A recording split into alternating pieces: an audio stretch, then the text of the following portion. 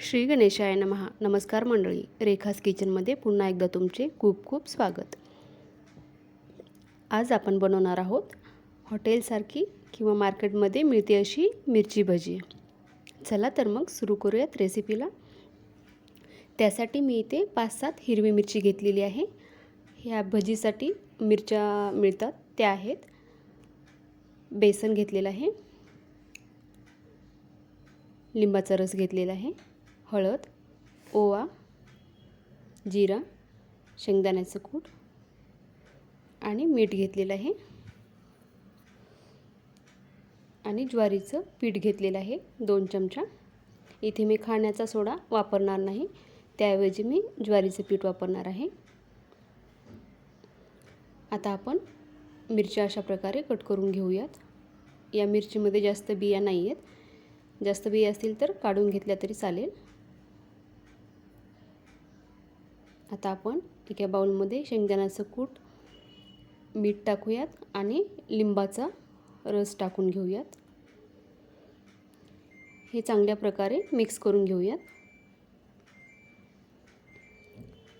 आता आपण हे मिरचीमध्ये असं भरून घेऊयात.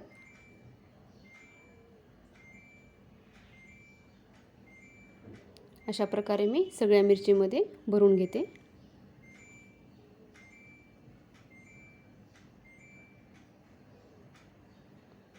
हे आपलं सगळं मिरची अशी भरून झालेली आहे. आता एका बाउलमध्ये बेसन पीठ घेऊयात आणि ज्वारीचं पीठ टाकूयात थोडंसं, जिरा, हळद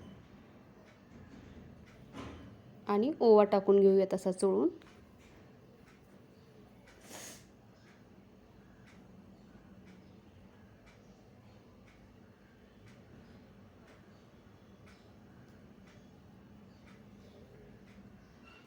मीठ टाकून घेऊयात चवीनुसार.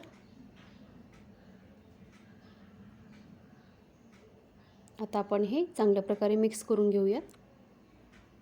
थोडं थोडं पाणी करून आपण हे बॅटर बनवून घेऊयात.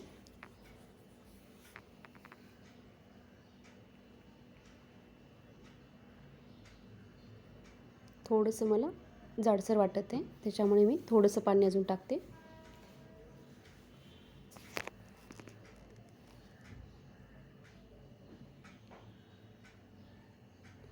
अशा प्रकारे आपलं बॅटर बनवून झालेलं आहे.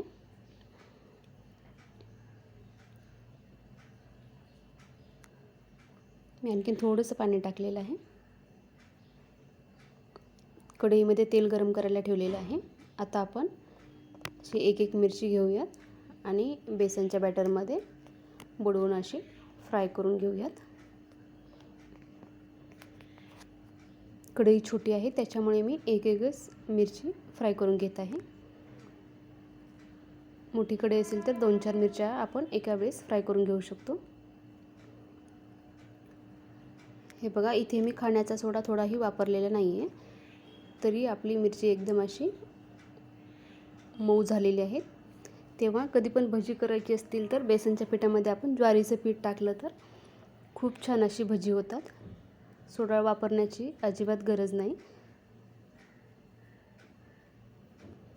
अशा प्रकारे मी आता सगळी मिरची भजी फ्राय करून घेते.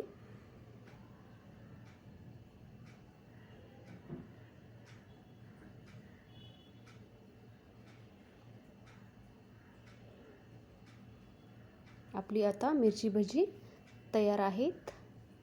दिसत आहेत ना, सेम हॉटेलसारखी किंवा मार्केटमध्ये मिळतात तशी.